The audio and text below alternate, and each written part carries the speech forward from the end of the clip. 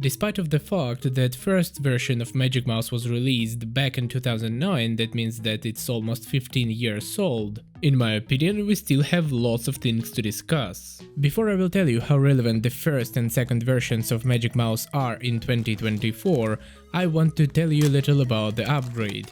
And this is very important because lots of people note that the biggest disadvantage of Magic Mouse is its ergonomics. There are tons of videos on YouTube where people are showing this upgrade, which costs around 30 euros on Amazon and 17 euros on AliExpress, and there are two problems with this thing. First is its price, and second, it only suits for second and third versions of this mouse, and of course if you stick to this mouse and money is not a problem, of course this is the best option. But what about $4 alternative from China? They list it as suitable only for second and third version of mouse, but I have the first one and it's more or less fine despite of the one little disadvantage. It does not hold up very well if you flip it. The solution is simple, you need to move the mouse along the table and not along the ceiling. And this problem most likely occurs because this mouse is 0.1 mm lower than the second and third versions. Now leave with these informations while we are returning to the question, how relevant is this mouse today? Let's look at the use cases: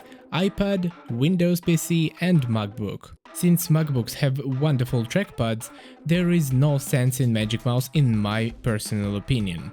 For an iPad, I would also prefer to choose the Magic Trackpad instead of Magic Mouse, and moreover, the first version of Magic Mouse is not working with iPad properly, which is absolutely hilarious since on Windows PC, after installing the drivers, it is usable. Of course, if you have Bluetooth on your PC or laptop and if you will buy a program. What program, you might ask? This one, which will just allow you to use gestures of your Magic Mouse. In conclusion about its relevance, in my opinion, in most of the cases it's better to buy Magic Trackpad or another Bluetooth mouse. Of course, if you found one for a really great price, you may buy it, but in other cases I don't see any sense. Well, maybe only buying it for used iMac or Mac Mini, the first version of Magic Mouse may be a good option with this little upgrade because it's just cheap. But you still need to keep in mind that the first version of Magic Mouse, at least it,